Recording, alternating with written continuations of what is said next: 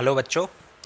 तो last class coordination compound के अंदर हम शब्दावली को या टर्मिनोलॉजी को कंप्लीट कर चुके थे और टर्मिनोलॉजी में मैं आपको बता रहा था जैसे एक शाब्दिक शब्दावली जैसे K4FeCN6 और एक और संकुल लेता हूँ मैं CuNS3 का होल 6 Cl3 और एक और संकुल ले लेता हूँ कोई भी CuNS3 का होल ट्राइस H2O का भी होल ट्राइस एंड Br3। तो इन संकुलों में देखो ये वाला पार्ट क्या था आपका आयनिक स्पेयर या आयनिक मंडल, ठीक है। इसी प्रकार ये वाला पार्ट भी आपका क्या कहलाएगा आयनिक मंडल और ये वाला पार्ट भी आपका क्या कहलाएगा आयनिक मंडल, ठीक है। इसमें ये वाला पार्ट टूटेगा, इसमें ये वाला पार्ट टूटेगा और इसमें ये वाला पार्ट टूटेगा, तो ये सभी आपके आयनिक मंडल होंगे। ये वाला आपका केंद्रीय धातु परमाणु, इस संकुल में केंद्रीय धातु परमाणु ये हो जाएगी आपकी और इस संकुल में केंद्रीय धातु परमाणु ये हो जाएगी। मैं दो तीन एग्जाम्पल लेकर इसलिए बता रहा हूँ क्योंकि प्रत्येक में आपको पहचानना आना चाहिए, ठीक है। मैं एक में भी बता सकता था, बस ये समझने के पर्पज़ से आप कॉपी में लिखना चाहो तो एक ही संकुल सफिशियंट होगा, ठीक है। नेक्स्ट ये चीज़ आपकी होती है लिगेंड, इसको क्या बोलेंगे हम लिगेंड। इसमें लिगेंड ये हो जाएंगे और इसमें लिगेंड ये भी आपके लिगेंड ही होंगे और ये भी आपके क्या होंगे लिगेंड ही होंगे। NH3 का ऑल्ट्राइस यानी 3 NH3 है और 3 H2 हैं, ये दोनों ही क्या हैं आपके लिगेंड हैं। ये होमोलैप्टिक है सभी एक जैसे, ये भी होमोलैप्टिक है लेकिन ये हेट्रोलैप्टिक है, अलग अलग प्रकार के लिगेंड हैं। ये जो नंबर है ये नंबर आपका कहलाता है उप सह संयोजन संख्या। ये नंबर भी क्या कहलाएगा उपसह संयोजन संख्या। ये दोनों नंबर भी आपके क्या कहलाएंगे उपसह संयोजन संख्या, ठीक है। इनको उपसह संयोजन संख्या कहा जाएगा कि कितने बॉन्ड ये बना रहे हैं। बड़े कोष्टक को बोला जाता है गुरु कोष्टक, बड़े कोष्टक को क्या बोलते हैं गुरु कोष्टक। और ये बड़े कोष्टक के अंदर लिखी हुई स्पीशीज चाहे ये है, चाहे इसमें ये वाला पार्ट है, चाहे इसका ये वाला पार्ट है पूरा, ठीक है। इसको हम क्या बोलेंगे उप सह संयोजन सत्ता, ठीक है। और जो ये स्ट्रक्चर बनाएंगे लिगेंडों के साथ उसको कोऑर्डिनेशन पॉलीहाइड्रा यानी कि समन्वय बहुफलक। तो ये टर्मिनोलॉजी हमने कंप्लीट कर ली थी। अब नेक्स्ट हम बहुत ही इंपॉर्टेंट चीज़ पढ़ने जा रहे हैं, केंद्रीय धातु परमाणु की ऑक्सीकरण अवस्था कैसे कैलकुलेट की जाती है। तो देखो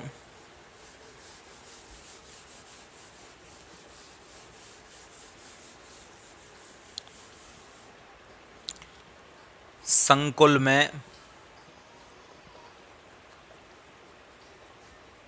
केंद्रीय धातु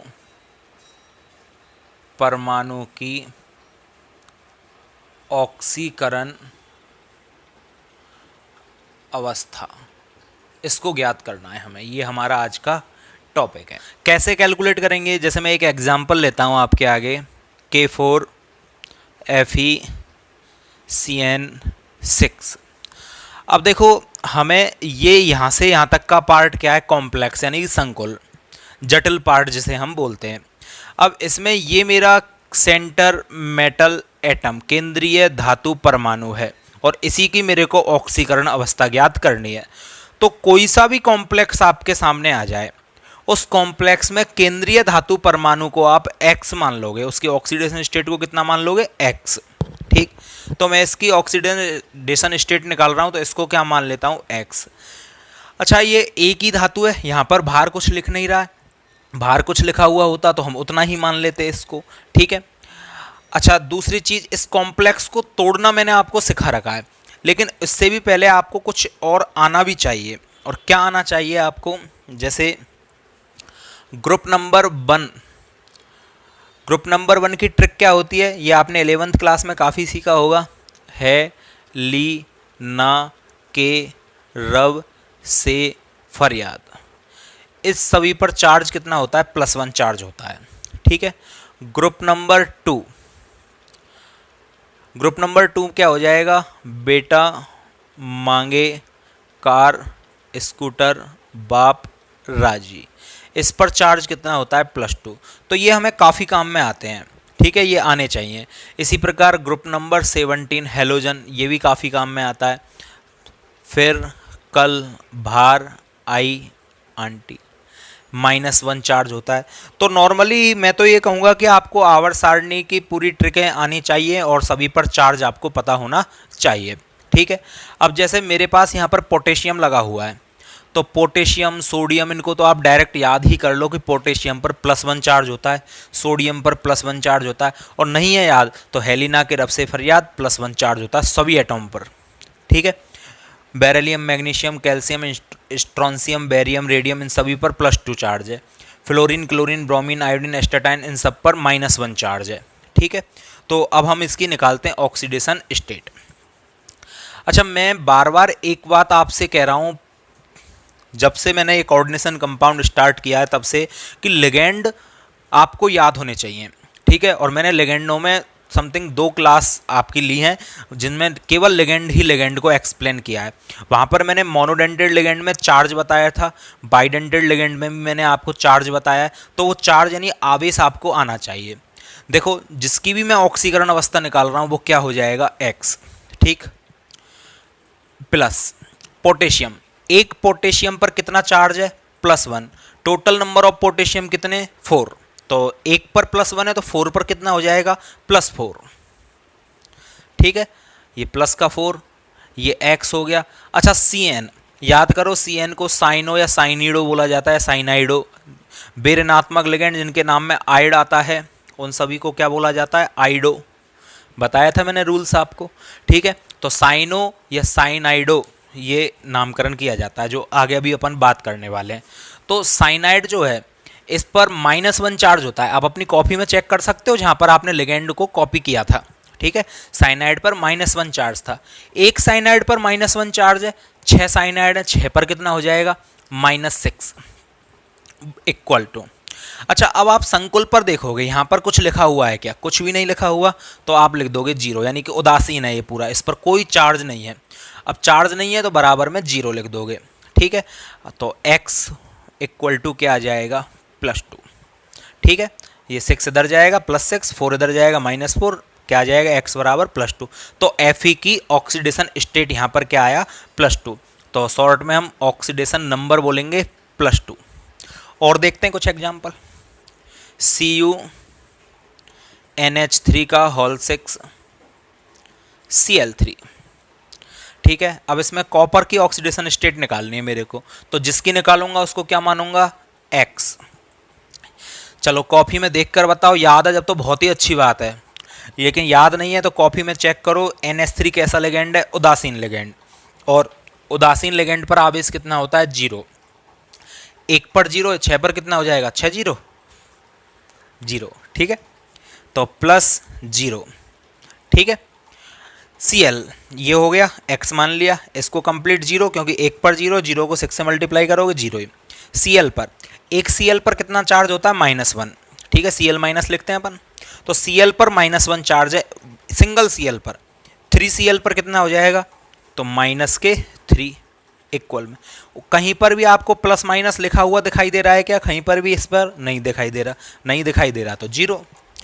x इक्वल टू कितना आ जाएगा, +3। तो कॉपर का ऑक्सीडेशन नंबर कितना होगा अब, +3।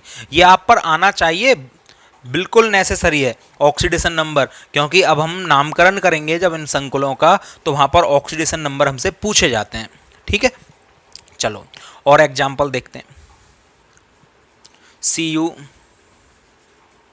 C2O4 का होल्ट्राइस, और इस पर चार्ज लगा देता हूँ मैं 3-। कॉपर का निकालना है, जिसका निकालेंगे उसको तो क्या मानेंगे, X मानेंगे। ठीक है। अच्छा, C2O4 याद है आपको, C2O4 क्या था, एक OX लिखा था, OX। C2O4-2 याद करो, इस तरह से लिखा था, COO-, COO-, यही था आपका ऑक्स, जिस पर एक C2O4 पर या एक ऑक्जेलेटो पर -2 चार्ज है। आप अपनी कॉपी में चेक करो बार बार, क्योंकि बार बार रिपीट से आपको ये यादें हो जाएंगी। ठीक है, तो एक ऑक्जिलेटो पर -2 चार्ज है, 3 ऑक्जिलेटो पर कितने हो जाएंगे, -6 हो जाएंगे। तो -6 इसका कंप्लीट का चार्ज आ गया इक्वल में। अब देखो आप कहीं पर क्या लिखा हुआ है, -3 लिखा हुआ है, तो जो लिखा हुआ होता है ना वही लिख दिया करो। ठीक है, x बराबर आपका ये इधर जाएगा +6, तो कितना हो जाएगा +3, तो कॉपर पर चार्ज कितना हो जाएगा, +3 हो जाएगा। ठीक है, तो इस तरह से हम चार्ज को कैलकुलेट कर लेते हैं कि धातु पर कितना चार्ज होता है। अच्छा, ऑक्सीडेशन नंबर कहते किसे हैं? ऑक्सीडेशन नंबर का मतलब क्या होता है, देखो क्या मतलब है। इस अकेले Fe पर चार्ज कितना है, इस अकेले Fe पर +2 चार्ज है। ये +2 चार्ज अभी मेरे को इस पूरे कंपाउंड में तो दिखाई नहीं दे रहा भाई कहीं पर भी। क्या Fe पर कहीं पर भी +2 लिखा हुआ है, नहीं लिखा हुआ। क्या K पर +1 लिखा हुआ है, नहीं लिखा हुआ। Cn पर -1 लिखा हुआ है, नहीं लिखा हुआ। तो जब इनको चार्ज सहित मैं सेपरेट कर दूं, अलग कर दूं, केंद्रीय धातु परमाणु से जुड़े हुए अन्य सभी परमाणुओं को, अणुओं को, आयनों को आवेश सहित हटा दूं, इसको हटा दूं कि भाई तू पोटेशियम जा अपने घर को, अब तेरा +1 ले जा। साइनाइड तू अपने घर को जा भाई, तेरा -1 ले जा। तो जो Fe अकेला बच जाएगा, तो उस अकेले पे को मेरे को ऐसे ही दर्शाना पड़ेगा। ये कॉपर यहाँ से ये NH3 हट जाए, Cl हट जाए, तो ये कॉपर को फिर मेरे को इस तरह से लिखना होगा। ठीक है, तो ये मेरा क्या होगा, ऑक्सीडेशन नंबर। तो डेफिनेशन क्या बनी, डेफिनेशन क्या बनेगी, सुनोगे आप ध्यान से। ठीक है, अब कोशिश करना कि मैं लिखूं नहीं, आप लैंग्वेज से ही लिख लो। तो डेफिनेशन बनेगी इसकी, जब किसी संकुल में, क्या बोला, जब किसी संकुल में केंद्रीय धातु परमाणु, जब किसी संकुल में केंद्रीय धातु परमाणु से जुड़े हुए सभी परमाणु, अणु, आयन, इनको चार्ज सहित हटा दिया जाए, आवेश सहित हटा दिया जाए, तो उस केंद्रीय धातु परमाणु पर जो आवेश शेष बचता है वही उसकी ऑक्सीकरण अवस्था कहलाती है। ठीक है, एक बार और रिपीट कर देता हूं मैं। जब, चलो लिख ही देता हूं मैं, आप इनको एग्जाम्पलों को कॉपी कर लेना।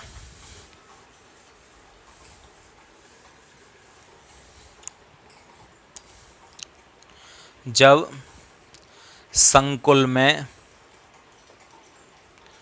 सेंटर मेटल एटम, केंद्रीय धातु परमाणु से जुड़े हुए अन्य सभी अणु, परमाणु अथवा आयनों को आवेश सहित पृथक कर दिया जाए, तो सेंटर मेटल एटम पर उपस्थित शेष आवेश ही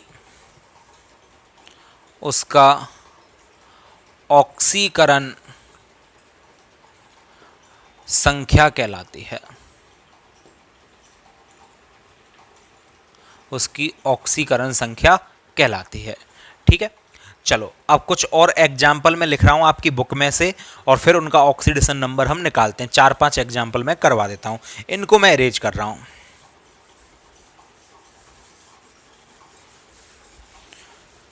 ठीक है, आपकी बुक में हाथ में ले लेता हूँ।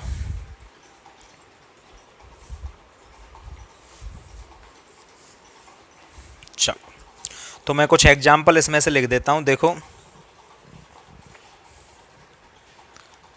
फर्स्ट NiCN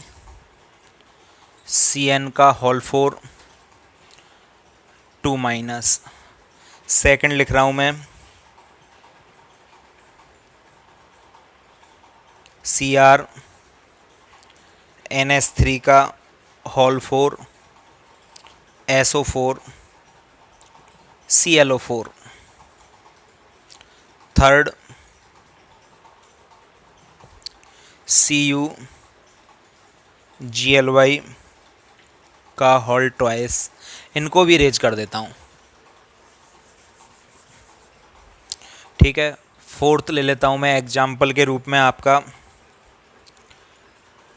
PtCl2En का होल ट्वाइस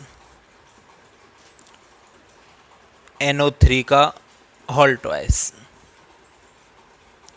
नंबर 5 पर FeCl6 का होल ट्राइस। चलो ये 4-5 एग्जाम्पल हैं और इनको करते हैं अब, ठीक है, ध्यान से देखिए। चलो सबसे पहले जिसकी निकालनी होती है उसके लिए क्या लिखेंगे हम, X। साइनाइड, एक साइनाइड पर चार्ज कितना होता है, -1। 4 साइनाइडों पर चार्ज कितना हो जाएगा, -4। इक्वल में क्या आ जाएगा, ऊपर -2 लिख रहा है, तो X बराबर +2। तो निकल का ऑक्सीडेशन नंबर कितना होगा, +2। चलो जिसका निकालते हैं उसको क्या लिखोगे, X। NH3 कॉफी में चेक करते जाना, NH3 कैसा होता है, उदासीन, तो NH3 0 है, तो इन सभी का क्या हो जाएगा, 0। सल्फेट चेक करो कॉफी में, एक SO4 पर -2 चार्ज है, मैंने चार्ज सहित लिखाए हुए हैं आपको, एक सल्फेट पर -2 है। और मैं बार बार ये क्यों कह रहा हूँ कि आप अपनी कॉपी में चेक करो, क्योंकि देखने से आपको ये याद हो जाएंगे, ठीक है कि, और आपके एक थोड़ी सी साइकोलॉजी ये बनेगी कि भाई ये चीज़ टफ नहीं है, ये मेरे पे आता नहीं है इसलिए मैं नहीं निकाल पा रहा हूँ। ऐसा नहीं है कि ये मैं निकाल नहीं सकता हूँ, बड़ी आसानी से आप निकाल सकते हो, बस ये आपको याद होने चाहिए किस पर कितना चार्ज होता है। परक्लोरेट बोलते हैं ClO4- को, ठीक है, क्या होता है, ClO4-, तो इस पर -1 चार्ज होता है परक्लोरेट, ठीक, तो -2 इस पर हो जाएगा, -1 इस पर हो जाएगा, बराबर। पूरे पर देखो कहीं पर भी चार्ज दिखाई दे रहा है क्या, जैसे इस पर -2 था, इस पर कहीं पर भी प्लस माइनस कुछ दिखाई दे रहा है क्या, नहीं है, नहीं है तो 0 लिखोगे। X बराबर -2 -1 उधर जाएंगे तो +3, तो क्रोमियम पर +3 ऑक्सीडेशन नंबर हो जाएगा।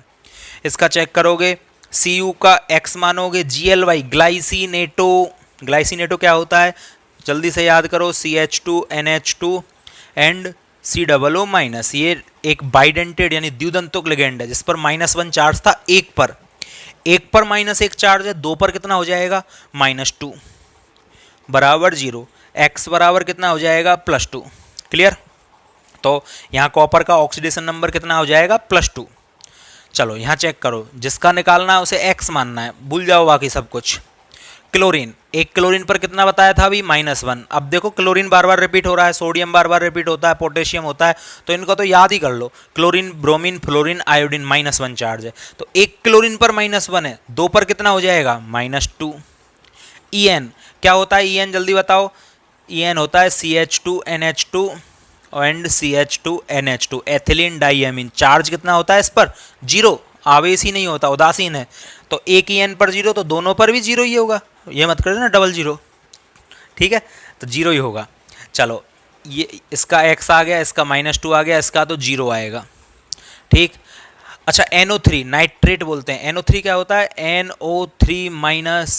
NO3 पर -1 चार्ज होता है, सब तुम्हारी कॉपी में लिखा हुआ है, मैंने सब लिखवा दिया है आपको, तो NO3-।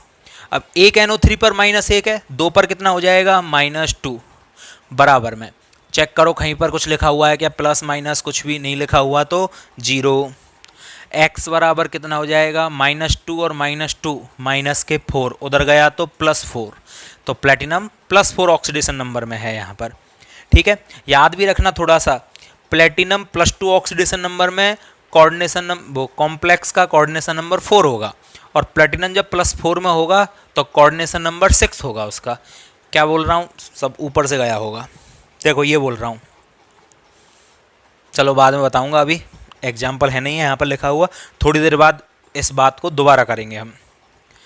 चलो इसको देखते हैं, ध्यान से देखना, एक आध खुद से भी निकाल लो भाई, सभी को मैं ही बताऊँ, चलो कोई बात नहीं, लास्ट और बता देता हूँ। जिसका निकालते हैं वो X। अब मुझे यहाँ पर प्रॉब्लम आ गई, इसका मुझे नहीं पता क्या है, Fe का मुझे नहीं पता, क्योंकि Fe +2 में भी होता है, +3 में भी होता है, लेकिन याद करो जब मैंने फर्स्ट क्लास ली थी उस दिन मैंने संकुलों को पानी में घोलना सिखाया था कि ये टूटते कैसे हैं। तो चलो तोड़ना तो आप पे आता है, कैसे तोड़ोगे, 2 पार्ट बनेंगे, एक तो Fe और एक बनेगा FeCN6, 2 पार्ट बनेंगे, याद है ना, एक पार्ट तो ये और एक पार्ट ये, ठीक। अब जो पहला पार्ट है वो हमेशा धनात्मक होता है और दूसरा पार्ट हमेशा कैसा होता है, ऋणात्मक होता है। फर्स्ट पार्ट पर प्लस लगा दो, सेकंड पर माइनस लगा दो। अब क्रॉस रूल याद है ना, यहाँ लिखा हुआ कहाँ पहुँचाना था, उधर, और यहाँ लिखा हुआ कहाँ पहुँचाना है, इधर। तो यहाँ लिखे हुए को तो कहाँ पहुँचा दोगे, यहाँ पर, तो 4, और यहाँ लिखे हुए को कहाँ पहुँचाओगे, इधर। 3 कहाँ आ जाएगा, यहाँ पर। तो इस Fe पर +3 आवेश है, मेरे को पता चल गया। देखो, तो कुछ ट्रिक भी हम यूज ले सकते हैं जो मैंने फर्स्ट क्लास में आपको बता दिया था कि कैसे संकुलों को तोड़ा जाता है। और 4 लिखा हुआ है तो आगे 4 लिख देना, 3 लिखा हुआ है तो 3 लिख देना। टोटल नंबर ऑफ आयन कितने बनेंगे, 4 and 3 7। ठीक है, चलो ये तो तोड़ना हो गया। अब मुझे पता चल गया इस Fe पर +3 है। ठीक है, इस Fe पर कितना है, +3, और इनको भी मिटा देता हूँ ये।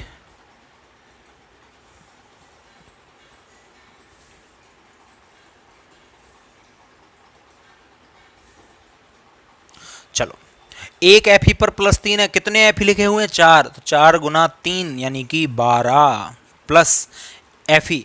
अच्छा, ये Fe एक है या 3 Fe है, देखो बाहर क्या 3 लिखा हुआ है, तो 3 से मल्टीप्लाई भी तो होगा ये वाला, ये नहीं होगा, इसके आगे 3 नहीं है, इसके आगे तो 4 है, इस पूरे के में 3 है, तो ये 3 से मल्टीप्लाई होगा तो x होगा या 3x हो जाएगा, 3x। प्लस एक साइनाइड पर कितना होता है, याद करो, अभी कई बार आ गया साइनाइड, -1 होता है। एक साइनाइड पर -1 है और 6 18 साइनाइड है, तो -18 हो जाएगा। प्लस की जगह क्या हो जाएगा, -18 बराबर। कुछ लिखा हुआ है क्या प्लस माइनस, जल्दी से चेक करके बताओ, नहीं है तो 0।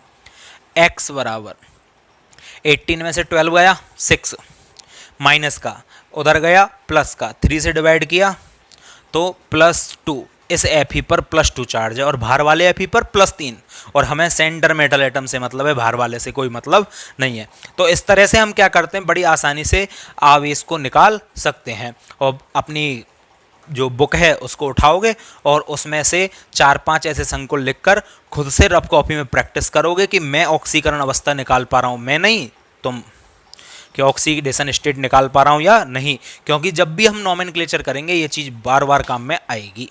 ठीक है, और 2 नंबर के क्वेश्चन राजस्थान बोर्ड की एग्जाम में हर साल देता है ये टॉपिक जो मैं आज बता रहा हूँ तुम्हें। ऑक्सीकरण अवस्था निकालना नहीं, नामकरण, और नामकरण इसके बगैर अधूरा है ऑक्सीकरण अवस्था के बगैर। ठीक है, तो बहुत सिंपल और अच्छा चैप्टर है, आप इनके ऑक्सीडेशन स्टेट निकालोगे घर पर। ठीक है, चलो अब हम नेक्स्ट टॉपिक की ओर बढ़ते हैं। इसको मैं अरेंज कर रहा हूँ।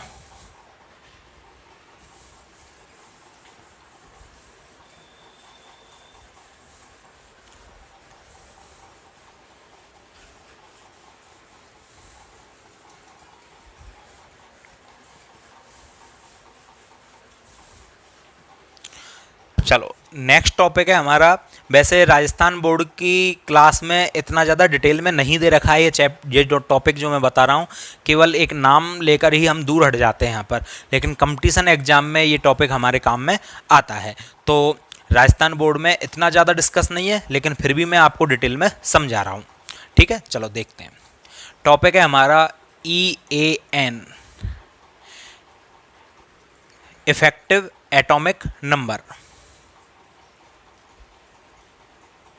हिंदी में लिख देता हूँ, प्रभावी परमाणु क्रमांक। ठीक है, और इंग्लिश में क्या बोलेंगे, इफेक्टिव एटॉमिक नंबर। कैसे निकाला जाता है, चलो देखते हैं। K4FeCN6, ये मानो मैंने इस एग्जाम्पल को पेटेंट करवाया हुआ है, मेरा फेमस एग्जाम्पल है, बार बार इसी को लेता हूँ, और ये आपको चैप्टर एंड होते होते तो सपनों में आने लग जाएगा। ठीक है, क्योंकि इतनी बार लिख दूंगा मैं इस एग्जाम्पल को। चलो, तो संकुल मैंने ले लिया है। अब क्या करते हैं, इस संकुल में जो ये आयनिक मंडल है इससे मेरे को कोई लेना देना नहीं है। ठीक है, केवल इफेक्टिव एटॉमिक नंबर इसका लिखा जाता है, केंद्रीय धातु परमाणु का। और कैसे लिखा जाता है, क्या आपको 3D श्रेणी पूरी याद है? 3D श्रेणी क्या होती है, देखो 3D श्रेणी सी टी बे कर मन फे को नी काउ जन, ऐसे याद हो जाता है तो बहुत ही अच्छी बात है। ठीक है। इसका 21, 22, 23, 24, 25, 26, 27, 28, 29 एंड 30। सीटी बेकार मन से फेंको नीकू जी, ये हम इस तरह से याद कर सकते हैं इसको। ये आपके 3D श्रेणी है डी ब्लॉक की, पहली डी ब्लॉक की श्रेणी, ठीक है। 3D श्रेणी बोलते हैं इसको। Scandium, titanium, vanadium, chromium, manganese, iron, cobalt, निकल, कॉपर और जिंक, ये आप पर आनी चाहिए। और इनका इलेक्ट्रॉनिक कॉन्फ़िगरेशन भी आना चाहिए, जो मैं आगे बता दूंगा आपको, ठीक है। तो ये जो एलिमेंट है जैसे Fe, अब Fe का यहाँ पर जो परमाणु क्रमांक है वो कितना है? 26। कितना है? 26, ठीक है। अब Fe की ऑक्सीकरण अवस्था और निकाल लेते पहले हम। चलो, क्या बताई थी मैंने, जिसकी निकालते हैं उसे x मानते हैं। एक पोटेशियम पर प्लस एक चार्ज है, 4 पोटेशियम पर कितना हो जाएगा? Plus charge. एक साइनाइड पर -1 होता है, 6 साइनाइड पर -6 बराबर 0, x बराबर +2। तो ऑक्सीडेशन नंबर ऑफ Fe कितना आ जाएगा? +2।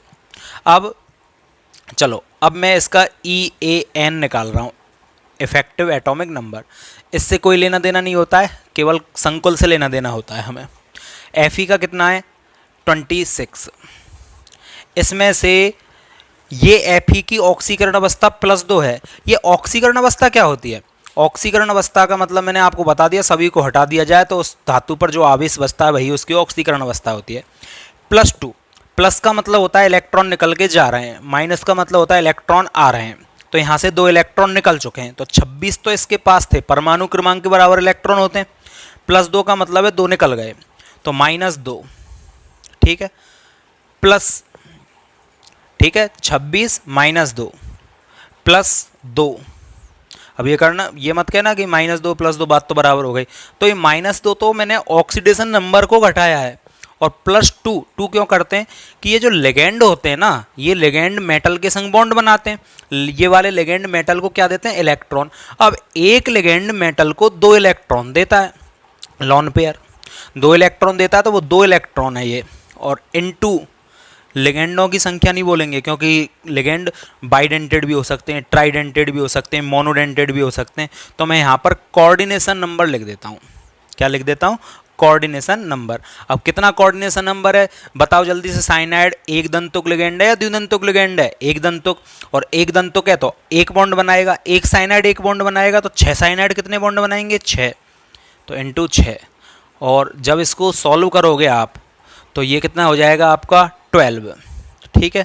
और ये 26, तो 24 और 12 36। तो यहाँ पर Fe का इफेक्टिव एटॉमिक नंबर, प्रभावी परमाणु क्रमांक कितना आता है? 36 आता है, 36 आता है, ठीक। अभी और एग्जाम्पल लेते हैं, वहाँ से और क्लियर करता हूँ। CuNH3 का होल 6 Cl3, ठीक है। इससे कोई लेना देना नहीं है, केवल ऑक्सीकरण अवस्था निकालने के काम में आएगा, इसका निकाला जाता है बस। तो सबसे पहले ऑक्सीकरण अवस्था निकालो, जिसकी निकालते हैं उसे x मानते हैं। NH3 उदासीन होता है तो 0, 1 Cl पर -1 है, 3 Cl पर -3 बराबर 0, x बराबर +3। कॉपर का परमाणु क्रमांक कितना होता है देख के बताओगे आप? 29, तो 29 माइनस ऑक्सीकरण अवस्था को घटा दो तो +3 ऑक्सीकरण अवस्था है, 3 को घटा दो, जितनी ऑक्सीकरण अवस्था है उतना घटा दिया करो, ठीक। प्लस में क्या करोगे? 2, क्योंकि एक लेगेंड 2 इलेक्ट्रॉन देता है। 6 लेगेंड है यहाँ पर, 6 कैसे? मोनोडेंटेड, तो 6 से क्या कर दोगे? मल्टीप्लाई। क्या आ जाएगा आंसर? 29 में से 3 गए आपके, तो ये कितना रह गया आपका? 26। और ये 12 कितना हो गया? ये आपका हो गया 26 और ये आपका हो गया 12, तो 26 और ये 38, ये आपका इफेक्टिव एटॉमिक नंबर कहलाएगा, ठीक। चलो, अब बात आती है कि इसका क्या हम एक कोई फॉर्मूला बना सकते हैं क्या? तो इफेक्टिव एटॉमिक नंबर का एक फॉर्मूला बनाया जा सकता है EAN का, ठीक है। कैसे? सबसे पहले परमाणु क्रमांक, मैंने इसका परमाणु क्रमांक लिखा, इसका मैंने परमाणु क्रमांक लिखा। परमाणु क्रमांक को किससे रिप्रेजेंट किया जाता है? Z से। परमाणु क्रमांक में से मैंने किसको घटाया? ऑक्सीकरण अवस्थाओं को घटाया, तो माइनस ऑक्सीडेशन नंबर। हिंदी में लिख लेना समझ में नहीं आ रहा हो तो। जेड यानी परमाणु क्रमांक माइनस ऑक्सीकरण अवस्था, ठीक है, परमाणु क्रमांक माइनस ऑक्सीकरण अवस्था प्लस 2 इनटू कोऑर्डिनेशन नंबर, ये इसका क्या बन जाएगा फॉर्मूला, ठीक है, इनटू कोऑर्डिनेशन नंबर, ये इसका फॉर्मूला हो जाएगा। तो जेड परमाणु क्रमांक, उसमें से ऑक्सीकरण अवस्था को घटा दोगे, प्लस 2 करोगे, मल्टीप्लाई कर दोगे कोऑर्डिनेशन नंबर से, उपसे संयोजन संख्या से, ठीक है, ये इफेक्टिव एटॉमिक नंबर निकल जाता है। अच्छा, अब दिमाग में क्वेश्चन आ रहा होगा कि हम ये क्यों पढ़ रहे हैं, क्या काम आता है इफेक्टिव एटॉमिक नंबर। तो इफेक्टिव एटॉमिक नंबर क्या, स्टेबिलिटी को निकालने के लिए काम में आता है संकुलकी को, और इसके द्वारा हम ये भी बता सकते हैं कि वो संकुल रिड्यूसिंग है या ऑक्सीडाइजिंग है, अपचायक प्रकृति का है या ऑक्सीकारक प्रकृति का है। एक्चुअली एक साइंटिस्ट हुआ था सिडविक नाम का, इसने क्या बताया था कि कोई भी कॉम्प्लेक्स जो अक्रिय गैस विन्यास के वाला अक्रिय गैस विन्यास तक पहुंच जाता है, जिसका परमाणु क्रमांक, जैसे ये 36 अक्रिय गैस कौन कौन सी होती हैं, helium, neon, argon, krypton, xenon और रेडॉन। 2, 10, 18, 36, 54 और 86। अब जीनॉन का परमाणु क्रमांक 54 है, क्रिप्टॉन का 36 है।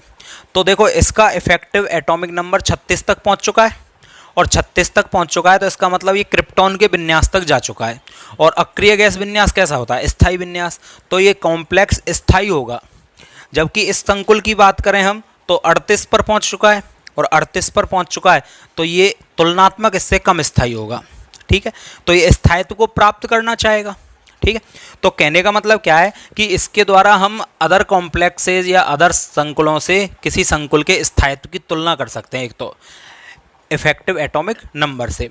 दूसरी बात, सिडविक ने क्या बताया था कि हम रिड्यूसिंग एजेंट और ऑक्सीडाइजिंग एजेंट के बारे में भी पता कर सकते हैं, ठीक है। सिडविक ने ही बताई थी ये बात कि कोई भी अक्रिय इनर्ट गैस के बराबर या अक्रिय गैस विन्यास के बराबर विन्यास प्राप्त कर रहा है कोई भी इफेक्टिव एटॉमिक नंबर, तो वो अन्य संकुलों की तुलना में स्थायी होगा। ये तो सिडविक के द्वारा बताया गया। दूसरा इसका उपयोग क्या है, हम यहाँ से अपचायक प्रकृति और ऑक्सीकारक प्रकृति निकाल सकते हैं। कैसे, देखो मैं यहाँ से इरेज कर रहा हूँ थोड़ा सा, चलो इरेज रहने देते हैं। अपचायक का मतलब होता है दूसरों का अपचयन और स्वयं का ऑक्सीकरण। और ऑक्सीकारक का मतलब होता है दूसरों का ऑक्सीकरण, स्वयं का अपचयन, ठीक है, स्वयं का अपचयन। देखो अब मेरे पास ये एक संकुल है, अब इस संकुल का इफेक्टिव एटॉमिक नंबर कितना आया, 38 आया। कितना आया, 38 आया है।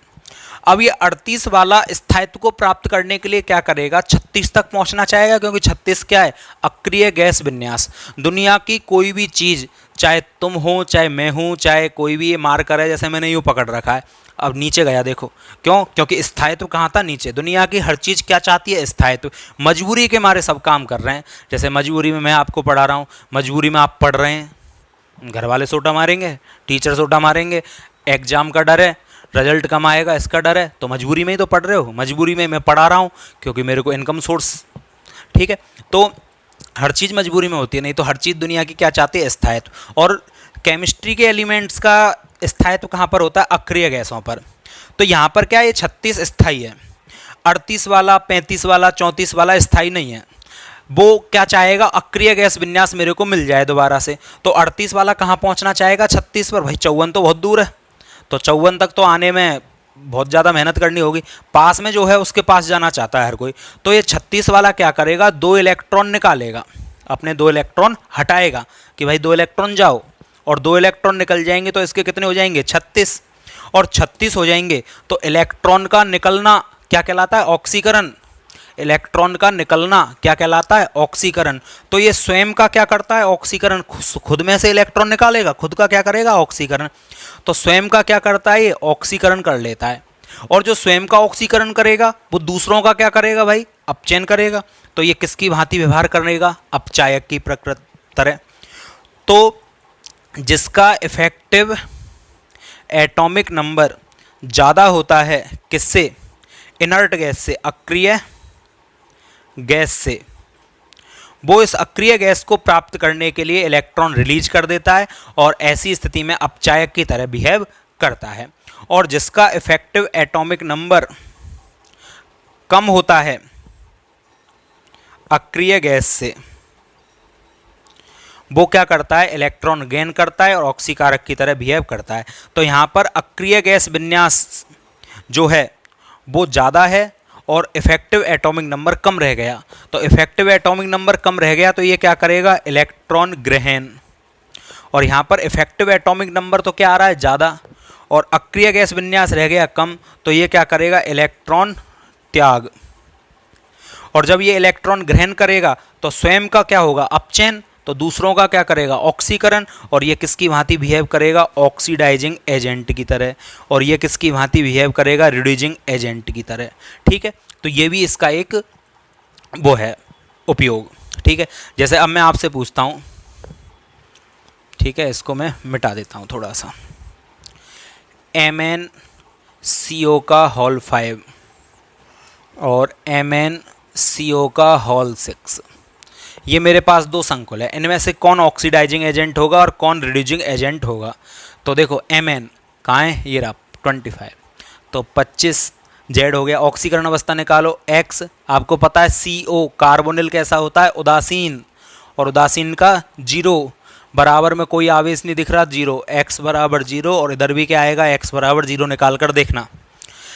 25 माइनस 0 प्लस 2, और कोऑर्डिनेशन नंबर कितना है, कार्बोनिल एक दंतुक होता है तो इंटू 5, ये आपका कितना हो जाएगा, 35। इसका देखो 25 माइनस 0 प्लस 2 इंटू 6 कितना हो जाएगा, 12, और 25 37। 35 वाला कहाँ जाना चाहेगा, 36 की ओर।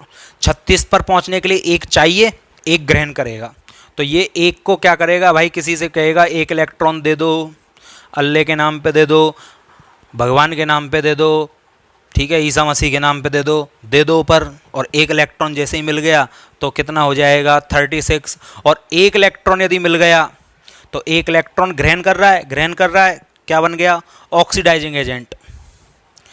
यहाँ पर 37 हैं, क्या करेगा, कोई एक इलेक्ट्रॉन ले लो, भगवान के नाम पे ले लो भाई, मेरे पास ज़्यादा है, कोई ले लो, कितना रह जाएगा, 36। एक इलेक्ट्रॉन निकल जाएगा, और एक इलेक्ट्रॉन निकल गया तो त्याग कर दिया, किसकी भांति बिहेव करेगा, रिड्यूसिंग एजेंट की तरह।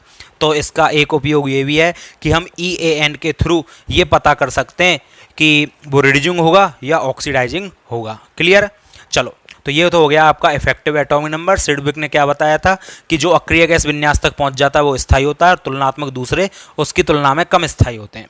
ठीक है, चलो, ऑक्सीकरण अवस्था हो गई, इफेक्टिव एटॉमिक नंबर हो गया। चलो अब नेक्स्ट बात करते हैं, हम नोमेनक्लेचर पर चलते हैं। पर नोमेनक्लेचर से पहले एक टॉपिक जो मैं पहले भी बता चुका था उसको मैं थोड़ा सा दोबारा रिपीट कर रहा हूँ कि संकुल यौगिक कितने प्रकार के होते हैं, और जब हम उनका टाइप्स पढ़ लेंगे तो फिर हम उनका एक एक करके नोमेनक्लेचर करेंगे, जो हर साल समथिंग 1 या 2 नंबर का क्वेश्चन आपको देता ही देता है। ठीक है, आप कॉपी कर लेना जो भी है।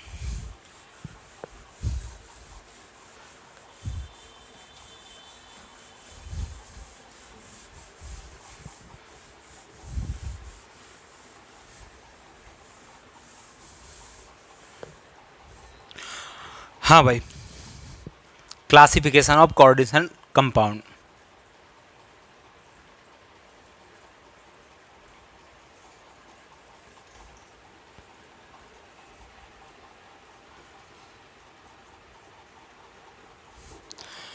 Classification of coordination compound. Coordination कंपाउंडों को हम सबसे पहले तो बांट देते हैं, पहला क्लासिफिकेशन करते हैं हम संकुल के आधार पर, यानी कि आयन और कोऑर्डिनेशन स्पेयर के आधार पर। तो आयन और कोऑर्डिनेशन स्पेयर के आधार पर ये 4 भागों में हमने बांट लिए थे। पहला था सरल धनायन प्लस जटिल ऋणायन। ठीक है, एग्जाम्पल में साइड में लिखता चलता हूँ। K4FeCN6। दूसरा था जटिल धनायन प्लस सरल ऋणायन। एग्जाम्पल इसका क्या हो जाएगा, CuNH3 का होल 6 Cl3। नंबर 3 पर आ जाएगा जटिल धनायन प्लस जटिल ही ऋणायन। इसका एग्जाम्पल हो जाएगा आपका PtNH3 का होल 4 एंड PtCl4। तीसरा हो जाएगा उदासीन। ठीक है, कॉम्प्लेक्स ही होता है ये उदासीन भी, और ये उदासीन में जैसे FeCO का होल 5। ठीक है, चलो ये तो पहला हो गया। दूसरा क्लासिफिकेशन करते हैं। ये तो फर्स्ट क्लासिफिकेशन है हमारा, जो हमने कॉम्प्लेक्स के आयनिक स्पेयर और कोऑर्डिनेशन स्पेयर के आधार पर इनको बांट लिया। दूसरा क्लासिफिकेशन इसका होता है हमारा परफेक्ट कॉम्प्लेक्स और इम्परफेक्ट कॉम्प्लेक्स, कि कॉम्प्लेक्स परफेक्ट कौन सा है और इम्परफेक्ट, यानी कि परफेक्ट को हम हिंदी में बोल सकते हैं पूर्ण रूपेण या उत्तम प्रकार का संकुल, और अउत्तम या अपूर्ण प्रकार का। ठीक है, तो परफेक्ट कॉम्प्लेक्स, उत्तम या सही प्रकार के कॉम्प्लेक्स, और अच्छा पहले मैं एक एक करके बता देता हूँ। परफेक्ट और इम्परफेक्ट कॉम्प्लेक्स, ये वाला क्लासिफिकेशन यदि आप राजस्थान बोर्ड की जो क्लास है उसके अकॉर्डिंग कर रहे हो, ठीक है, यानी कि आपके स्कूल लेवल पर, तो चाहे तो आप नहीं लिखो तो कोई दिक्कत नहीं है, ये तुम्हारी किताब में नहीं दे रखा। लेकिन कंपटीशन एग्ज़ाम के दृष्टि से थोड़ा सा देख लें, एक लाइन पढ़ने से हमें कुछ ऐसा तो है नहीं कि हम सीखेंगे ही, कुछ भूलेंगे तो है नहीं। ठीक है, तो आप चाहो तो इनको लिख लेना, नहीं तो कोई ज़रूरी नहीं है, लेकिन जेई के हिसाब से या नीट के हिसाब से तो ये पूछा जाता है। परफेक्ट कॉम्प्लेक्स क्या होता है, जैसे एक एग्जाम्पल लिखता हूँ मैं, K4FeCN6। अब K4FeCN6 को जब मैं तोड़ूंगा तो 4K प्लस और FeCN6 4 माइनस, ये टूटेगा। अब यहाँ पर K प्लस तो क्या है, लेबोरेटरी में अपना टेस्ट दे देगा क्योंकि सिंगल आयन है, आयोनिक स्पेयर है, लेकिन ये किसी भी प्रकार से अपना टेस्ट नहीं देगा। ठीक है, ये अपना टेस्ट नहीं देता है FeCN6 4 माइनस। ठीक है, ये टूटता ही नहीं है, तो जब ये टूटेगा नहीं तो इसी कारण इसको परफेक्ट कॉम्प्लेक्स यानी कि वास्तविक संकुल बोलेंगे, क्योंकि ये कॉम्प्लेक्स होता है क्या है, जो वाटर के अंदर डिजोल्व नहीं होता, प्रयोगशाला में अपना परीक्षण नहीं देता है, वो क्या कहलाता है, संकुल कहलाता है। तो ये परफेक्ट संकुल है, ये टूटता नहीं है भाई। ठीक है, जल के अंदर चाहे आप साम दाम दंड भेद कुछ लगा लो, ये नहीं टूटेगा। हाँ, वो बात अलग है भाई, बिल्कुल इसके टेस्ट ही आप करके एफई को निकालने की सोच रहे हो तो ऐसा तो बहुत सारे मेथड है, लेकिन नॉर्मल अवस्था में ये नहीं टूटेगा। ठीक, दूसरे ये तो कहलाएंगे परफेक्ट कॉम्प्लेक्स, कि जो पूर्ण रूपेण अपने आयनों का परीक्षण नहीं देते, कॉम्प्लेक्स रूप में वाटर में रहते हैं या लेबोरेटरी में अपना टेस्ट नहीं देते, वो परफेक्ट कॉम्प्लेक्स कहलाते हैं। इम्परफेक्ट, अपूर्णता वाले संकुल। अब अपूर्णता वाले संकुलों में जैसे मैं आपको समझा रहा हूँ, एक एग्जाम्पल है मेरे पास K3Fe या K3CuCN का होल 4। ठीक है, और एक मेरे पास है K2CdCN का होल 4। जब मैं इनको तोड़ता हूँ तो तोड़ने पर क्या होता है, एक तो बना लेता है 3K प्लस और यहाँ पर बन जाएगा आपका CuCN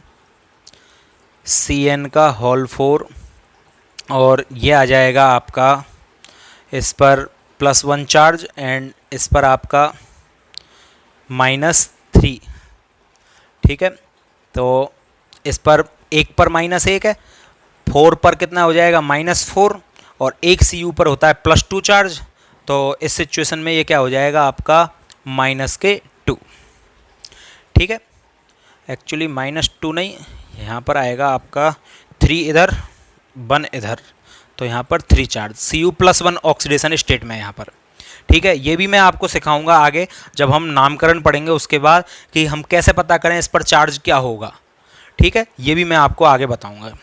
चलो इसकी बात करते हैं। ये टूटता है, ये टूट जाता है आपका 2K प्लस CdCN4 माइनस, और ये होता है आपका +2 में, और यहाँ पर आ जाएगा -2।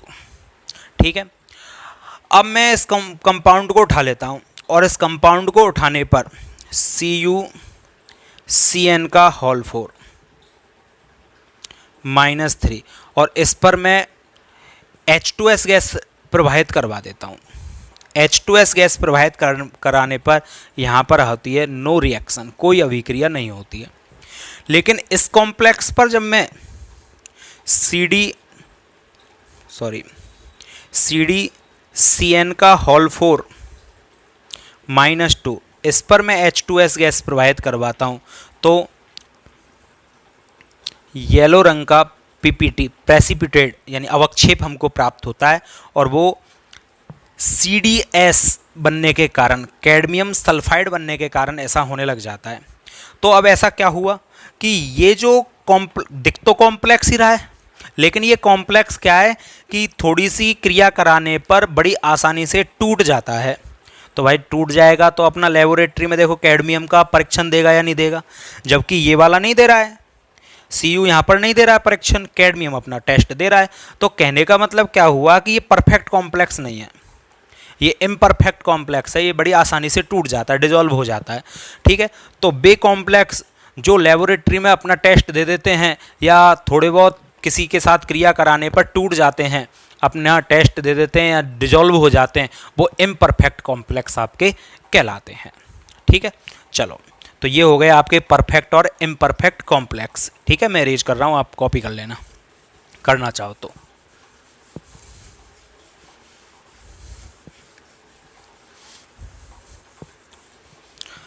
चलो तीसरा कॉम आ जाता है लिगेंड के आधार पर, और लिगेंड के आधार पर एक तो होता है हेट्रोलैप्टिक एंड हेट्रोलैप्टिक कॉम्प्लेक्स। पढ़ चुके हैं हीट्रो। ठीक है, एक ही बात लिख दिया मैंने, हेट्रो नहीं, होमोलैप्टिक और हेट्रोलैप्टिक। होमोलैप्टिक मतलब जिनमें सभी लिगेंड एक समान होते हो। एग्जाम्पल में बता चुका था, K4FeCN6 CuH2O का होल 6 Br3, सभी लिगेंड एक समान है तो होमोलैप्टिक।